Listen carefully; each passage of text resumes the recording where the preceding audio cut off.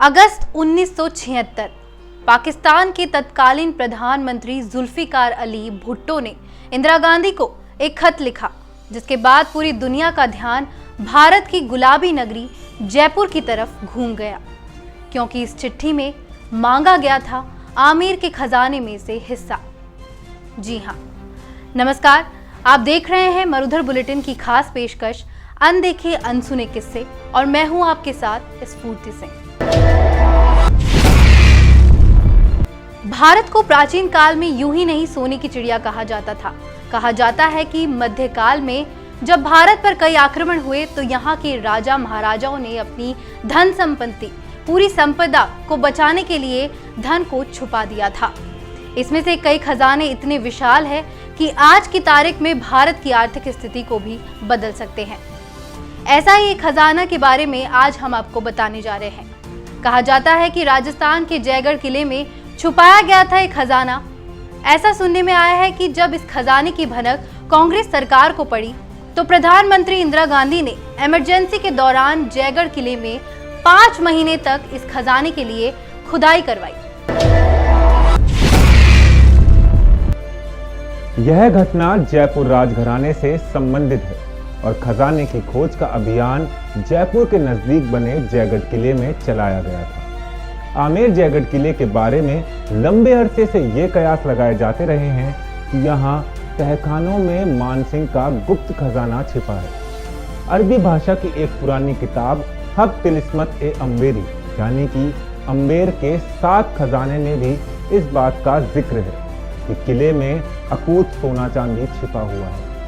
जयगढ़ किले के नीचे पानी की 7 विशालकाय टंकियां बनी। माना जाता है कि खजाना इन्हीं में था।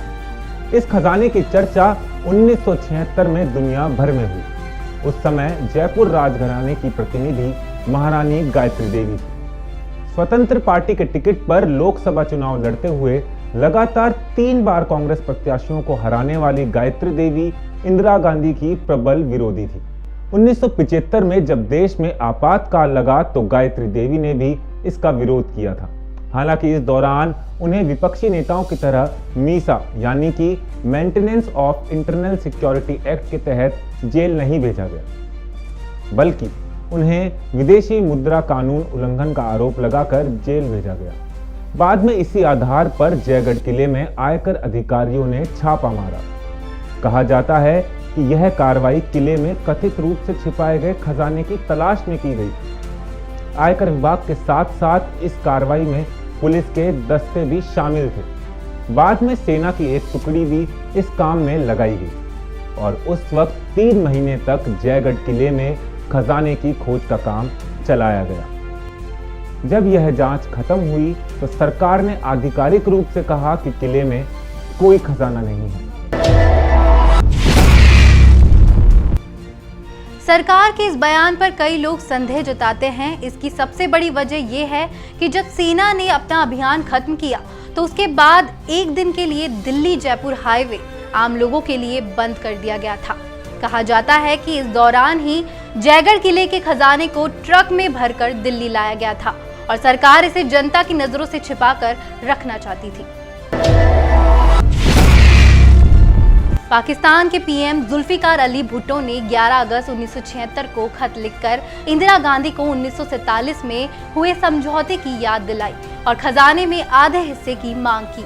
इंदिरा ने उस वक्त तो खामोशी अख्तियार कर ली, मगर नवंबर 1976 में भुट्टो को जवाबी पत्र लिखते हुए कहा, प्रिय पीएम भुट्टो, मैंने अपनी लीगल टीम से बात करने के बाद पाया है कि 1947 का समझौते के मुताबिक हमें ऐसे किसी भी खजाने में पाकिस्तान को हिस्सा देने की कोई भी बाध्यता नहीं है।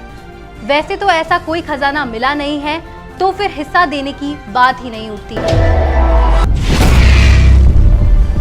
इमरजेंसी के दौरान जयगढ़ किले में 5 महीने तक चली खुदाई के बाद इंदिरा सरकार ने भले ही ये कहा हो कि खजाना नहीं मिला, मगर जो सामान बरामद हुआ, बताया गया कि उसे जिस तरीके से दिल्ली भेजा गया वो अपने साथ कई सवाल छोड़ गया और ये राज आज तक किसी के सामने नहीं आया। हमारी इस खास पेशकश में फिलहाल के लिए इतना ही। आप देखते रहिए मरुधर बुलेटिन। नमस्कार।